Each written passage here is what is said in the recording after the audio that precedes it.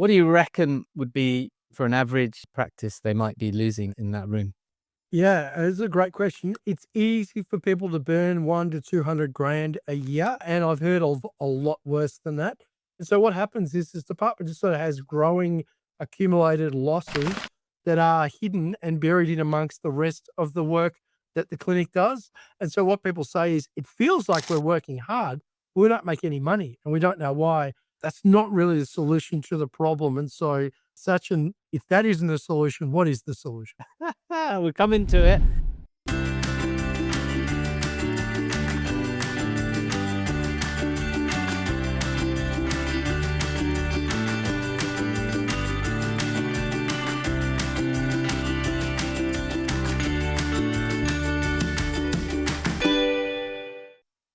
The most expensive room in your practice. What is it? You're going to find out shortly. Keep listening. Welcome back to the Scale My Clinic podcast. Today, we are discussing the most expensive room in your general practice and how to fix it. With me is my partner in crime, business partner, good friend, Todd Cameron. Hey, Todd, welcome. Sachin, hey.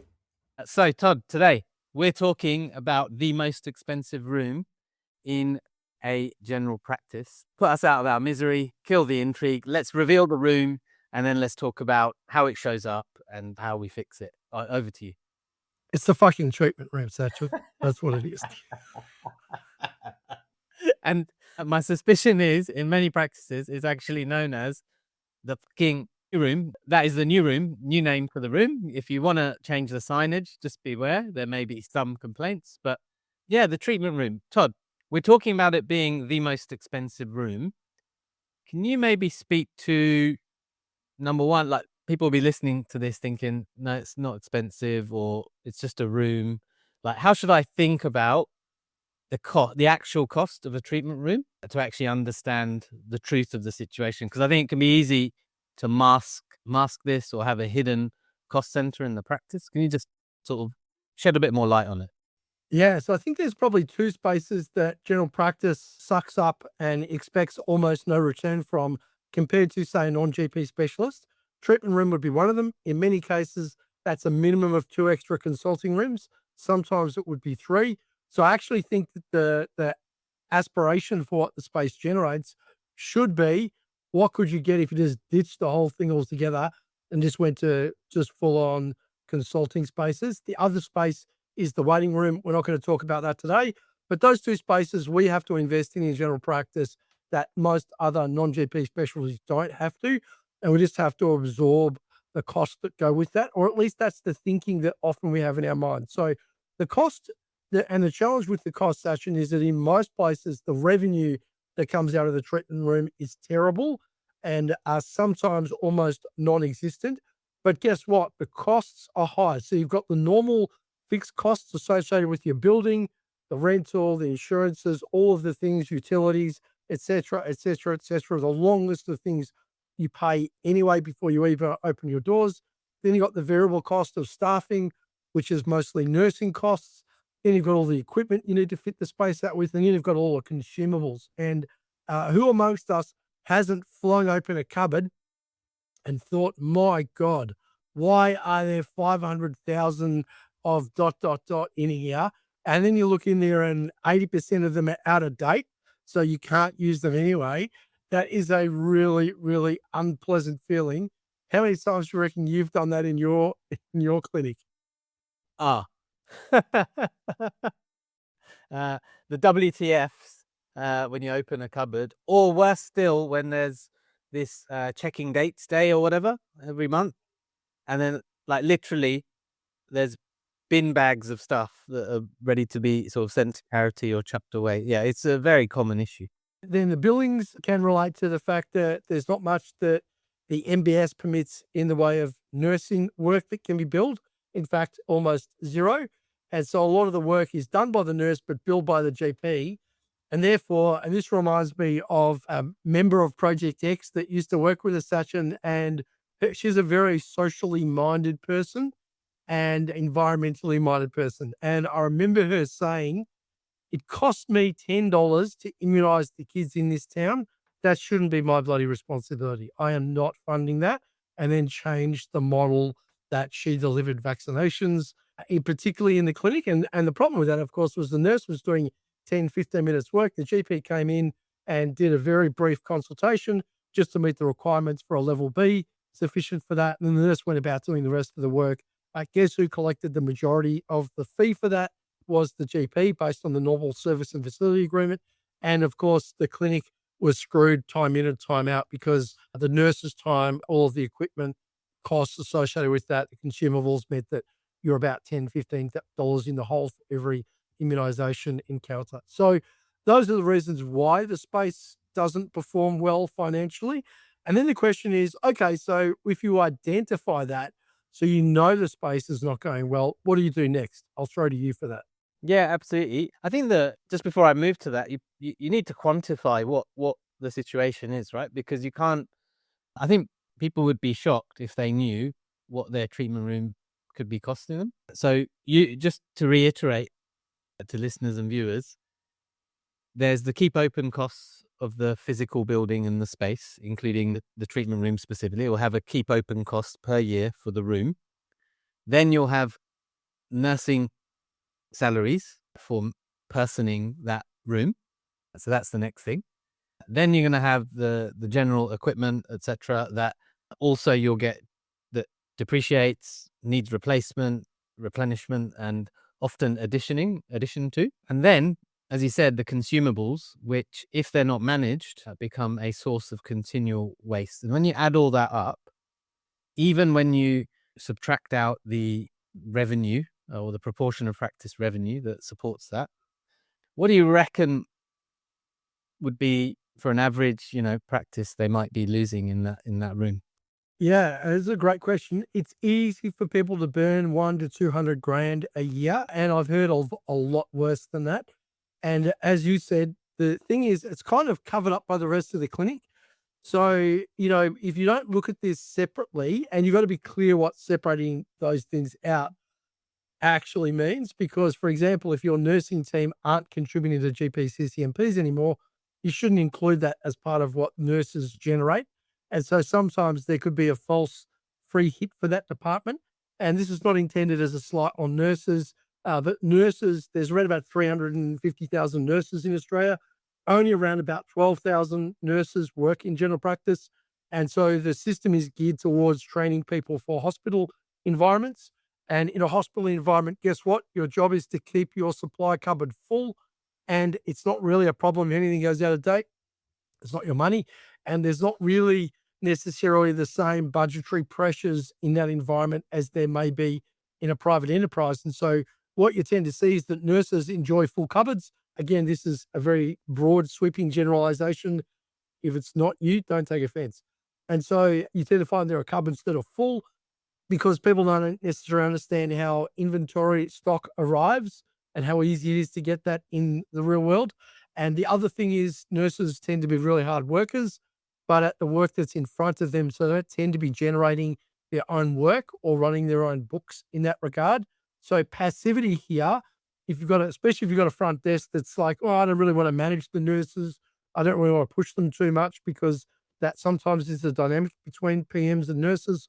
One's clinical, one's non-clinical. And so sometimes the nursing departments are kind of left alone.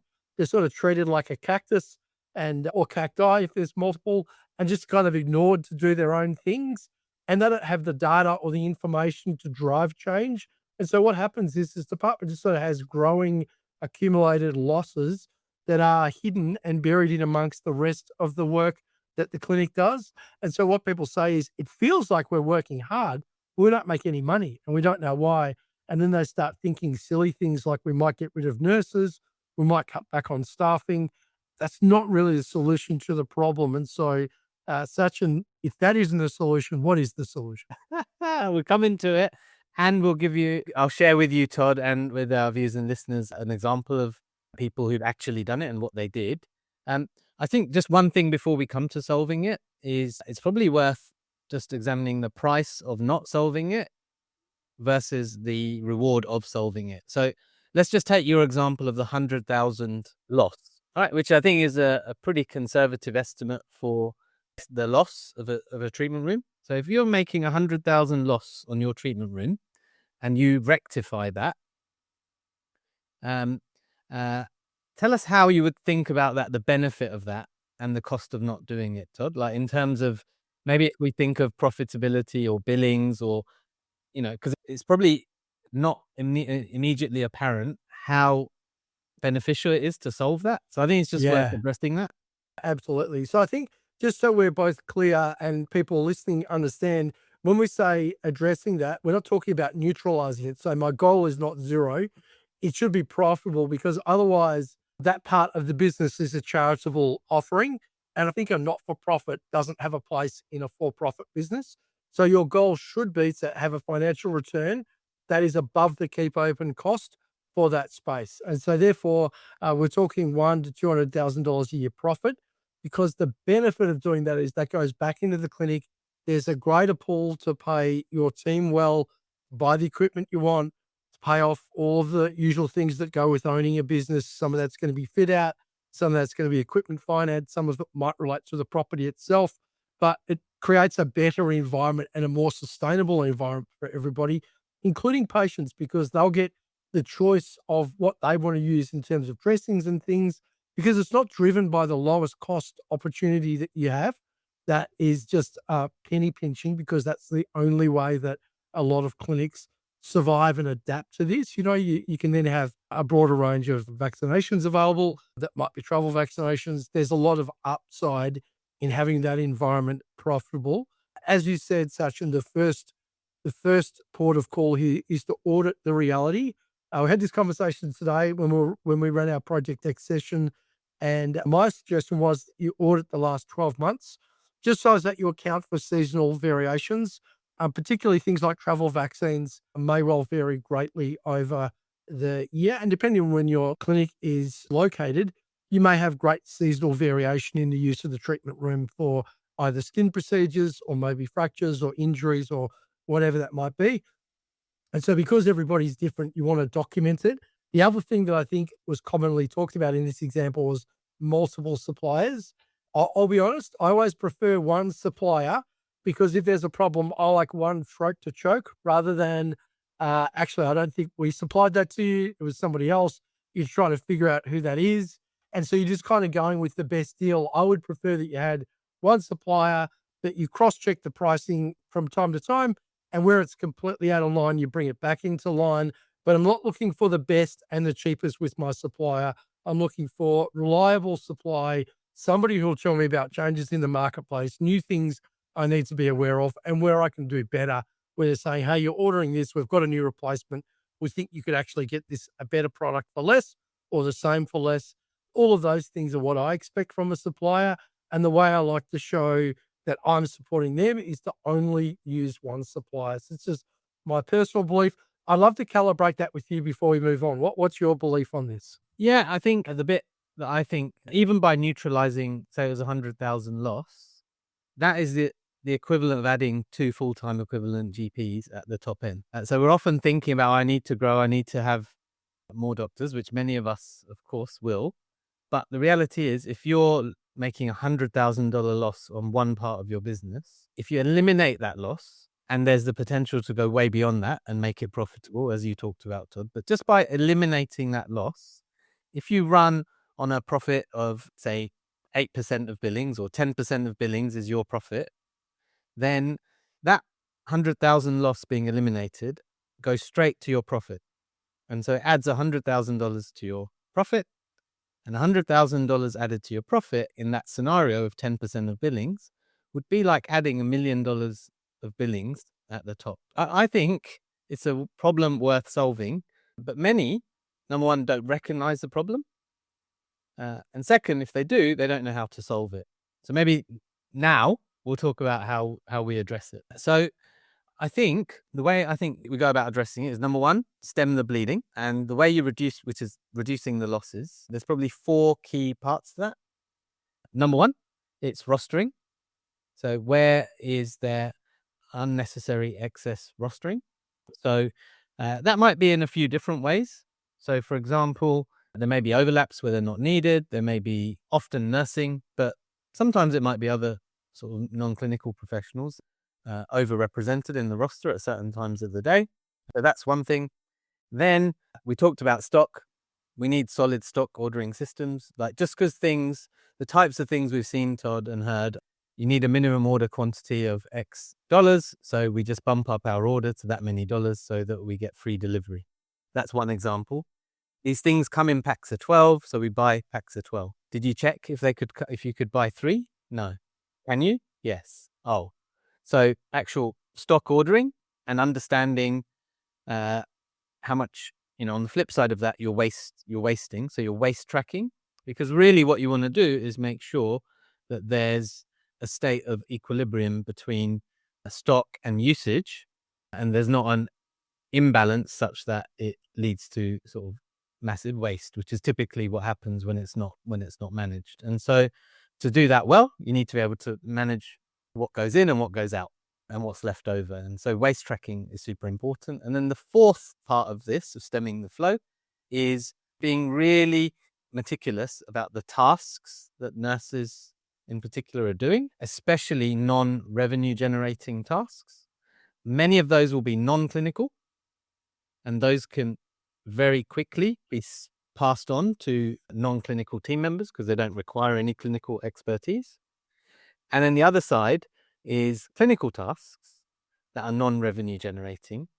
They either need to stop or be passed on to someone else, or they need to be turned into revenue generating tasks. And there is a fourth smaller bucket, which is there'll be the odd occasional thing that as a practice that you might make an eyes wide open decision that we're deciding we're going to take a loss on this particular service for particular, personal reasons or business reasons or values, etc. But any decision you make like that must be made with like absolute crystal clear clarity and commitment that we are doing this at a loss, and why we're doing this at a loss, because otherwise we're lying to ourselves. So they're the 4 ways to stop the losses. So that's the first thing to address, I think. And then we need to move to the other side, which is we need to bump up the revenue generation. And before you jump to that, there's 2 more things I was going to add to the stock management side of things that just feeds a bit of what you said. I think one mistake that people make is just continuous ordering, lots of little orders. What you want to do is batch your ordering either every fortnight or monthly, whatever kind of works best for your practice, but only permit ordering in those cycles, nothing outside of that. If you get it wrong, you all have to suffer the pain of getting it wrong and wait for the next one. That's probably one important habit to have in the business. So you don't have people spending half an hour ordering stock every day or every other day. And then the other thing is to use a template and only order from a locked down template that says these are the only things we can order for the practice. It's going to take a little while to set out the standards of what the minimum and maximum that you want to be ordered in the clinic and what types of stock. Anything outside of that would require permission. And just remember, on the other side of this, your supply company, their job is to sell you. And some people love a bargain. And so from time to time, you're going to get presented with the opportunity to order 2 or 3 times the normal amount to get a discount.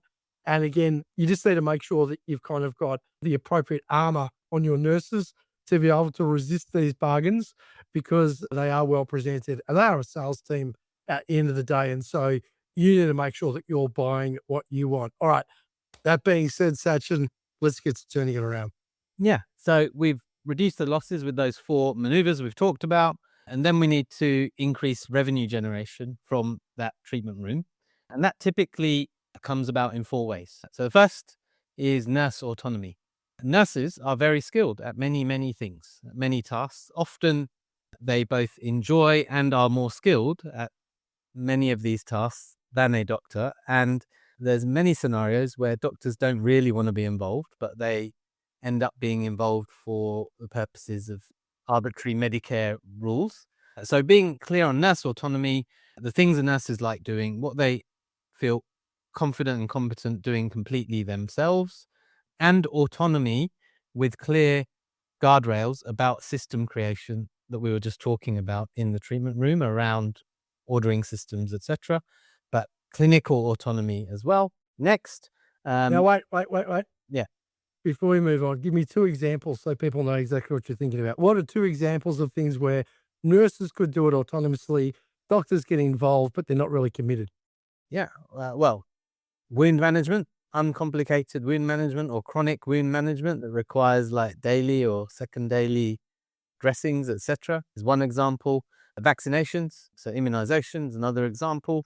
Obviously, there's minor variations state by state, but those are 2 simple examples. Next would be engaging with the doctors in the practice to get really clear on all the possible task delegations that the doctors would be comfortable not being involved in at all. And so we've given a couple of examples of those. There'll be plenty more. You may be surprised how many things the doctors are quite happy not being involved in, because there's a couple of possibilities, right? So in some practices, some of those appointments will be super added onto a normal appointment book. So it's like they sort of between patients hop into the treatment room, wave at the patient, have a quick chat, go back to the patients. Or for a 2-minute move like that, they have a whole 10, 15 or 20 minutes blocked off, and neither of which is ideal. And so that also has the potential to improve the general workflow for the doctor and potentially capacity. And then also for patients, a better experience because no waiting around for the doctor. And then for nurses, it's better because they could have done the whole thing anyway. They were just waiting for the doctor so that we could tell Medicare the doctor had been. So that's the second thing. Third thing is you just talked about earlier having a very clearly defined ordering list as a standing order template of, what you order from, and nothing really goes outside of that without some deep discussion. So then that should allow some simplification of consumable charging. And so that consumable charging, typically, some examples we see are simple, medium, complex, a version of that, so that there's just some buckets of charges that associate to the types of consumables that we're going to be giving out. Those need to be charged for. So that's the third thing. And then the fourth part is that if the nurses are independently doing work, which they are, because we've had conversations and got really clear on nurse autonomy, we've got a list that we've formed a general consensus about with the doctors, then we have a group of services that the nurses can perform independently without the doctor involved. And so for those, there will need to be charges, private fees for nurse consultations. And typically, again, there'll be some sort of time-based system, and appointment length will be based on relative complexity of the work done. And then you start to have revenue generation for nurse activity. And once that happens, you've done 2 things. The first set of 4 things we did, you've reduced the costs involved in running the treatment room. And then now with implementation of these consumable fees and the nurse-only services, you've increased revenue. And once you do that, you're able to neutralize the cost and start moving then towards profitable running of the treatment room. And I can walk you through a classic example of that one of our members did, if you like. Before we do that, it might be worthwhile just addressing the 2 ways that you can charge for the consumables or the extra costs associated with walking into that treatment room. So I want clinic owners and PMs listening to think if somebody goes into that treatment room, there's an extra fee associated with that you won't be bulk billing services in that space. Even if you run a clinic that you've committed to universal bulk billing, I strongly recommend that you do not bulk bill any of the treatment in that space. That's really important. And then the 2 ways, Sachin, are to charge a separate fee, like you mentioned, and that would be to the clinic entity usually. So it's not to the GP. Generally, that means that there's a split invoice and sometimes split charges at the terminal. Sometimes it can be combined into one account, but there would essentially be 2 separate entities that are being invoiced for the work being done, some by the GP and some by the practice. The other way of doing it, one of our members has done this with great success and shared that despite having really high fees, they considered for doing things like dressings, etc., that actually there was very little, if any, resistance from the community. And the fees weren't high because they wanted to gouge people. They were higher because they made the decision that they weren't going to charge patients separately. So the advantage of this is that anything related to an MBS item number effectively goes towards the patient's a safety threshold, a Medicare safety net. And what they did was just say, well, this is the cost. And so above the standard consult, the recovery amount was roughly 1/3 of that. So they made sure that the cost was actually 3 times to 4 times above the actual expenditure, the new fee. And so they just simply upped the fee for the service rather than doing a separate service and then a fee that went 100% to the practice, which was the consumable fee. So those two different ways of arriving at the same end result, I think, are really important because it just means you've got the choice. You could try one, you might decide you don't like it and change course. It certainly seems to be a point of irritation to some GPs that there is a direct fee for treatment room services. And so this is a really important conversation to have with your GPs. But Sachin, you were going to talk about the person you're going to talk about, I think, is an ex-newsreader, non-clinical owner.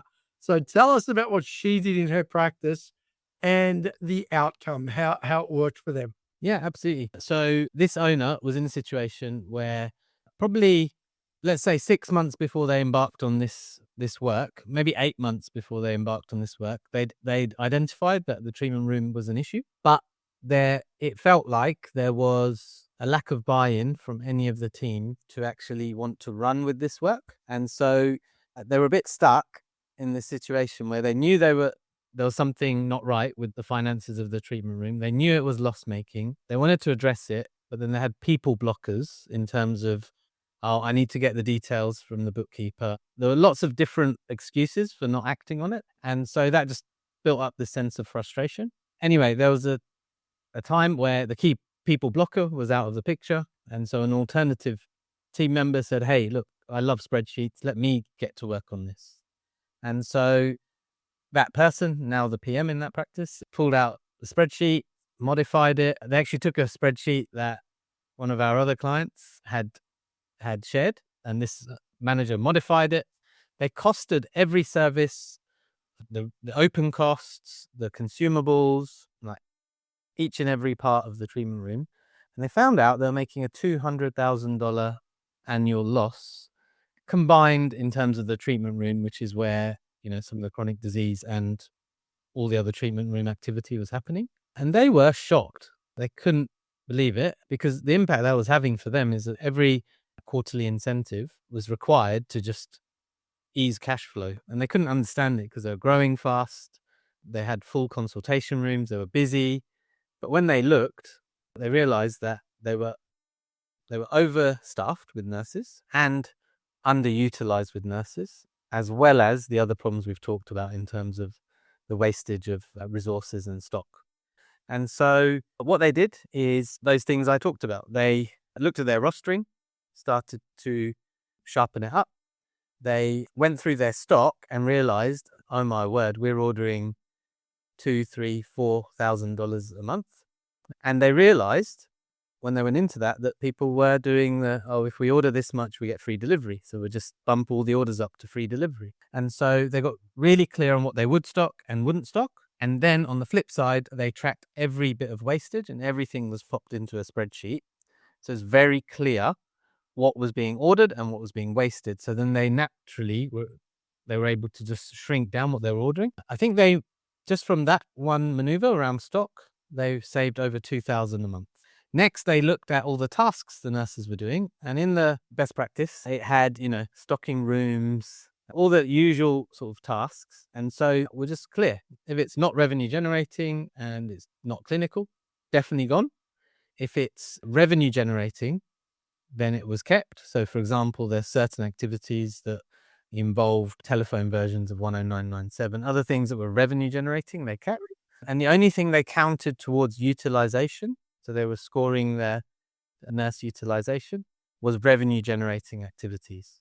And so once they did that, they reduced down to, I think, 3 nurses from 4. Once they'd done that, they then went to have conversations with both the nurses explaining, look, the way things are, we can't continue as we are. So we're considering shutting the treatment room down and ending our sort of nurse department, really, because we can't continue. It's completely non-sustainable. With that conversation, they had it openly with the nurses. They said, we want your help to fix this. what are some things you think you could do that you could do independently that don't require the doctor to come in? And so they made that list. Then they went to the doctors. They explained the situation to the doctors. There's a whole range of tasks which you end up having to come into the treatment room.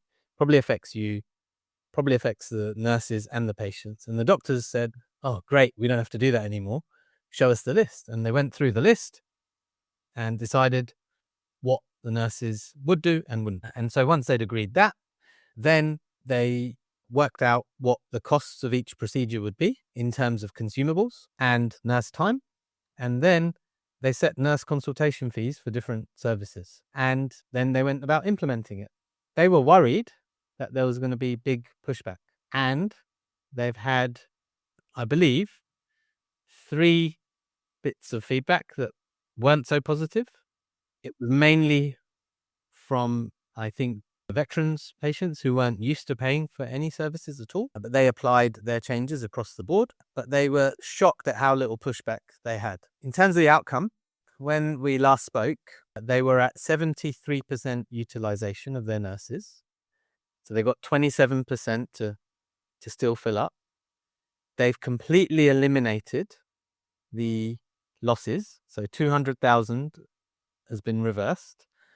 Just to be clear, that's like adding more than $2 million of billing. And now they're working on using that 27% of spare capacity such that they'll then be pushing towards 100,000 of profitability from that treatment. And I asked them, we asked them, what did you learn? The main thing was don't delay, use the spreadsheet, calculate all the relevant costs, have the conversations with all the people you need to have. And if someone's acting as a blocker, right, maybe because they're not confident with a spreadsheet or whatever the reason is, there'll be someone in your team who loves this stuff. Find that person and let them run with it as the project with other people as their support person. Because when someone's passionate, it's easier to harness their passion. And that was the outcome. Pretty cool. And that was done in less than 6 months after being put off for 7, 8, 9 months. And so, Sachin, just to pull that apart a little bit more, if you tried to do that without clarity on where the loss was coming from, so you just went and pressed on for the $100,000 profit from the treatment room, and you needed to have a $300,000 turnaround in the below the line, the outcome, then you're talking about the same as recruiting 6 FTE GPs. 6 high billing FTE GPs, yeah. Yeah. So it's a huge difference because it's done with the existing resources. In fact, less than the existing resources they began with, and just more efficient allocation of resources. Patients really like it because there's no longer waiting for GPs, which is frustrating for nurses and patients, frustrating for doctors having their consultations interrupted. And the nurses are more than capable of running these consultations independently. So again, it's a really good area to have autonomy and mastery from the nursing team in the practice, and them to have patients individually choosing them for that type of care and paying them for that type of care. The difference being that the clinic gets to retain 100% of that because it doesn't relate to a GP's billing. Absolutely. I mean, it's just easy to overlook this stuff. There'll be practice owners watching this who are working really hard, going hard, looking at growth, wanting to grow, wanting to recruit, wanting to add in the hope of seeing a better return from their practice, completely oblivious to the fact that that return's already there. It's actually already there. It involves less work, less complexity, but they just weren't aware that it was possible to find that within. And, we know this. There's 3, 4, 5, 6 areas like this in every business that are often completely ignored because the focus is only on growth, which is, that's a normal thing because we're always looking about the attacking play. But there are options to turn what seems like weaknesses in our business into absolute strengths that then fortify the business to allow it and the owners to go and do even more work wider and maybe in other settings and other sites. So yeah, no, it's crazy what opportunity is lying there. Hugely valuable work. And again, then delegating accountability and responsibility for running the treatment room to the nursing team and the nursing lead, so as that they're reporting on that independently and they are completely across what's going on. I think that's the other important evolution here, that it's a department that is no longer a stress for the owner and the PM. It's run by people that are more than capable of leading and running that. That just haven't had the guidance, the dashboards, the reports to permit them to do that. And now it's much easier to say, okay, I understand my objective here is to deliver cost effective care. And that's my responsibility in this practice. And so that's pretty cool as well. Absolutely. And then you get the classic feedback from owners who say, I can't believe it, that the nurse team are now saying to us, this has to be a revenue generating activity, or this is a loss making activity. We need to find a way to make it profitable. Otherwise, we can't do it. They start actually driving that language. And it's really quite special when you see that, because the relief on owners' sort of faces, or the excitement on owners' faces when they share a team member said that, is really quite special. Absolutely. One of the best things we get to do is when people make breakthroughs like this. They've often been an issue for decades at times. And so this is really important, meaningful work. And in terms of a turnaround, Sachin, that's pretty impressive to do that in 6 to 9 months. Is not much more you could do in a business that would create more value for that business in that amount of time. 100%. And so there we go. That was the most expensive room in the practice and how to fix it. Cheers, Todd. Thanks, Sachin. Bye all.